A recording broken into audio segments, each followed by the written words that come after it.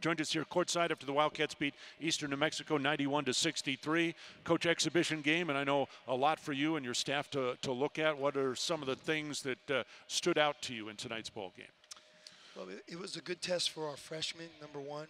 Brian, you know, there's nothing like playing against older college guards to simulate things that sometimes you really can't simulate every day in practice.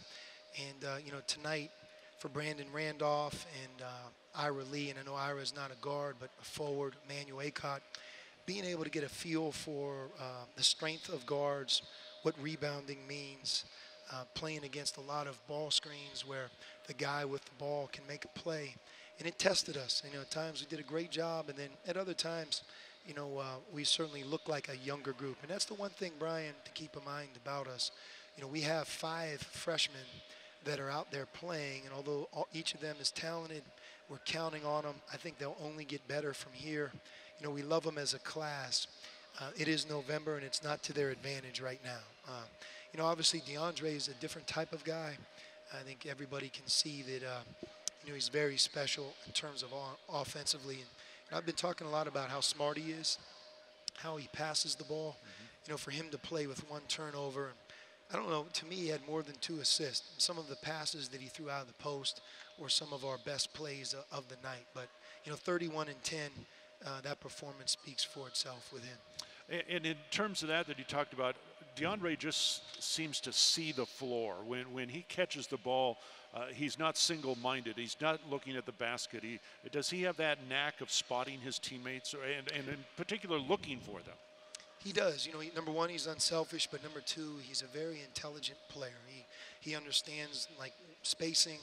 If there's 2 people on him, he has a good feel for what's going on around him, which is really hard for, I think, any big guy to develop, but in particular a freshman. But he did a good job. And you know what? Defensively, he had his miscues.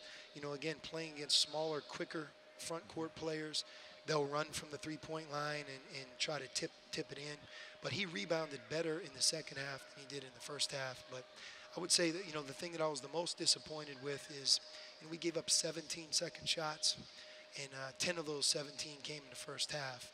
But now is the time to learn that, and hopefully on Sunday we'll be better and more ready for Chico State. Chico State is a very good team. You know, they have an opportunity to win the Division II National Championship, so I think we'll take a step up in terms of their overall size and experience, and we're playing against a very good Division II team on Sunday. Rhino and I were talking just before you got here about having everybody involved on the glass, and that's something you preach year in and year out. You've got some tremendous size inside, but is it not everybody on the floor that has to be in rebounding mode? No doubt. And it starts on defense, though, because defensively, everybody, all 5 players have something to do rebounding. And at first, especially our freshmen, they would leak out. You know, that's what you do as a high school guard. You leak out. You don't really have to stay in and rebound. And when they did that, it exposed us. And same thing with our big guys. Just because you're bigger than the guy you're playing against doesn't mean that they're not going to run around you and use their quickness to get second shots. But that was the problem area. I think in the first half, they were getting 48% of their misses back. You know, last year, for example, on the season, Brian, we were about 75, 76% defensive rebound percentage. So in the first half tonight, you know, we were 52%. So it's something for us to build on. I'm sure guys will see that when we show them the film. Speaking of seeing the floor, Emmanuel Acott had 6 assists tonight. And we talked before the ballgame, you talked about him as a potential defensive stopper as he continues to grow. He looks very versatile out there at 6'7". What do you see for him just in terms of what he'll be able to do here down the road? Well, he shot the ball well tonight, and we've talked to him a lot about taking the open shot. And he's one of those guys sometimes who thinks pass almost to his detriment.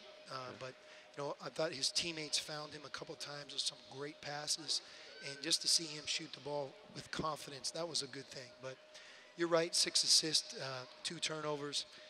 That's a great ratio. And to be 10 points, 6 assists in 25 minutes, a lot of good things he did. And then I think he'll be able to see that there's a lot of things, especially defensively, that he has to improve on. All right. Thanks, Coach. We'll see you Sunday. You got it. Head Coach Sean Miller here courtside as the Wildcats beat Eastern New Mexico 91-63.